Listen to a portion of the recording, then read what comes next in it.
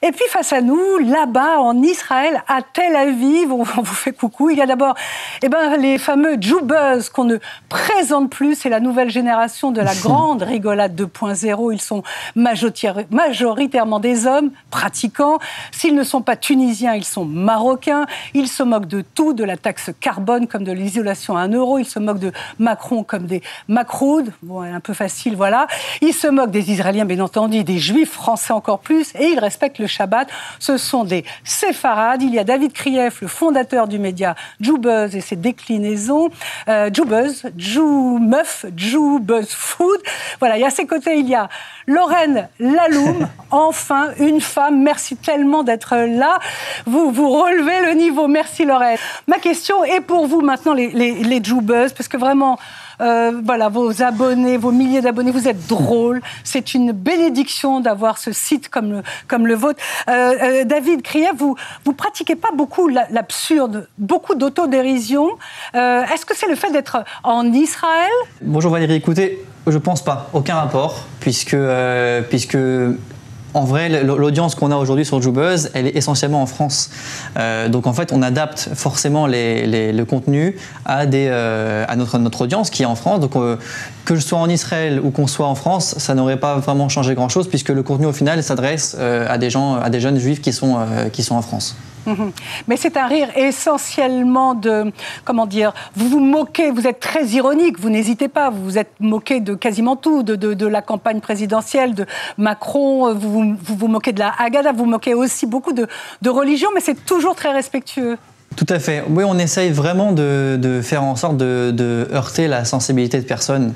C'est vraiment important pour moi. Bon, même moi, en tant que juif pratiquant, j'essaie de faire vraiment attention à ce que les gens ne soient pas vexés par les publications. Ça arrive très rarement.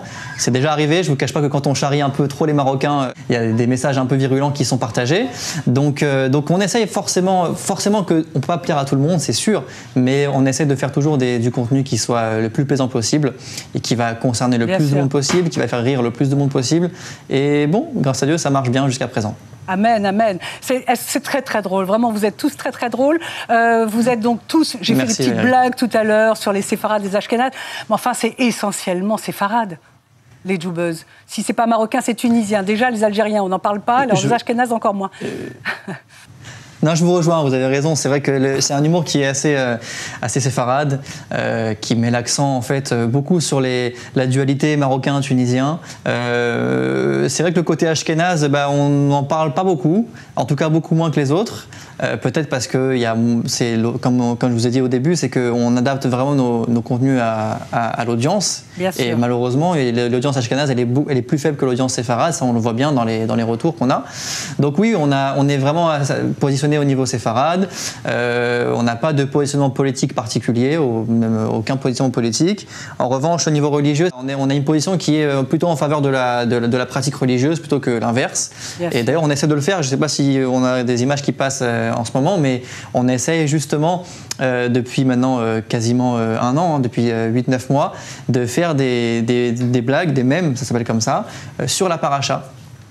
Chaque Shabbat, donc chaque vendredi, on publie un mème, une blague en rapport avec la paracha de la semaine, dans le but très simple, c'est de pouvoir enseigner aux jeunes qui nous suivent un petit point de la paracha, de façon assez drôle. Voilà, c'est peut-être parfois mieux de passer par ce biais-là plutôt que d'un texte qui va raconter la paracha. Là, avec une blague, on va pouvoir mieux comprendre des petits points de la paracha qui ont été partagés, enfin la paracha de la semaine. Ouais, voilà. Adam Biro, dans son livre, dit qu'il n'y a pas d'humour séfarade, juif séfarade. Qu'est-ce que vous en pensez, les Joubuzz, déjà?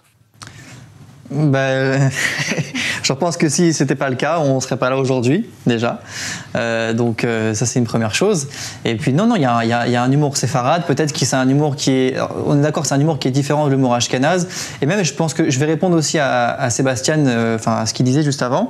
Je suis d'accord avec lui que l'humour ashkénaze est vraiment différent de l'humour séfarade, dans le sens où les sujets, on en parlait un peu avec Monsieur Rabinovitch juste avant, c'est que les sujets de discussion, les sujets d'humour qui sont faits entre les séfarades et les ashkénazes sont vraiment différents. Par exemple, voilà, je vous ai dit tout à l'heure que les séfarades, nous, c'était vraiment la dualité marocain-tunisien, même la différence ashkénaze-séfarade, alors que chez les ashkénazes, bon, j'ai l'impression que quand on voit l'humour un peu anglo-saxon aussi, hein, qui rejoint l'humour ashkénaze, c'est surtout des différences entre les religieux, les libéraux, j'ai l'impression aussi, que ça parle beaucoup de nourriture, de ce que je vois un peu, j'observe un peu des médias d'humour juif américain, c'est que ça parle beaucoup du bagel, des spécialités culinaires ashkénazes. Voilà, les sujets d'humour, ils sont à ce niveau-là. Et malgré tout, j'observe aussi qu'il y a des points communs.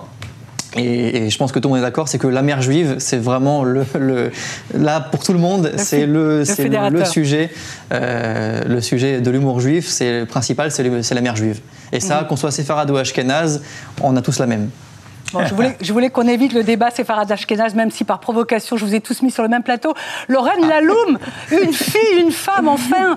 Est-ce que le rire juif, est-ce qu'il est masculin? J'ai l'impression d'abord... Alors déjà, il y a un jou meuf. Je voudrais que vous nous expliquiez ce que c'est en quelques mots, parce qu'on n'a plus beaucoup de temps. Et puis surtout, est-ce que c'est vraiment un rire masculin, macho même? C'est vrai qu'aujourd'hui, la plupart des personnes qui font des blagues, ce sont des hommes. Mais je trouve, avec Jou Buzz Meuf, par exemple, qu'on commence déjà à prendre une place. Et Jou Buzz Meuf, en fait, c'est une page qui est censée faire rire les femmes. Et on se reconnaît tous un peu dedans. La Tinouk, là, vous pouvez voir. Et honnêtement, non, je pense que les filles, elles font aussi de l'humour, mais peut-être qu'on se cache plus, on ose moins crier sur les toits. Mais non, on fait aussi des blagues, hein. Je pense que c'est aussi marrante. Est-ce que le fait d'être en Israël, est-ce que ça tarit un peu l'humour juif? Je pense pas, justement, je pense l'inverse, Valérie. Je pense que justement, parce qu'on est en Israël, on a encore plus besoin d'humour qu'ailleurs. Parce qu'en Israël, vous le savez très bien, mais... il y a tous les 2-3 ans de détention, et encore, je suis gentil, et voilà, on vit aujourd'hui, on est très heureux en Israël évidemment, ça, il n'y a pas de doute, mais il y a toujours quand même cette petite part d'inquiétude, et je pense que l'humour, justement, le fait de pouvoir rigoler, le fait de pouvoir se détendre, d'avoir une petite fenêtre, une ouverture vers autre chose que d'entendre nos informations, qu'il y a des roquettes, que attentats, que machin, je pense qu'en Israël, plus qu'ailleurs, on en a vraiment besoin. Voilà, Zabi. Ah, putain. Ouh. Oula. Apparemment, je crois que je fais un petit malaise, là. Un instant.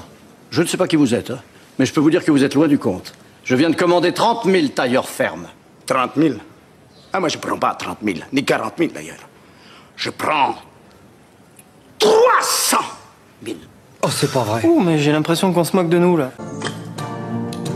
J'ai parfois eu des pensées suicidaires. J'ai parfois eu des pensées suicidaires. Voilà, c'est la fin de ce Culture et on se quitte. Bye bye.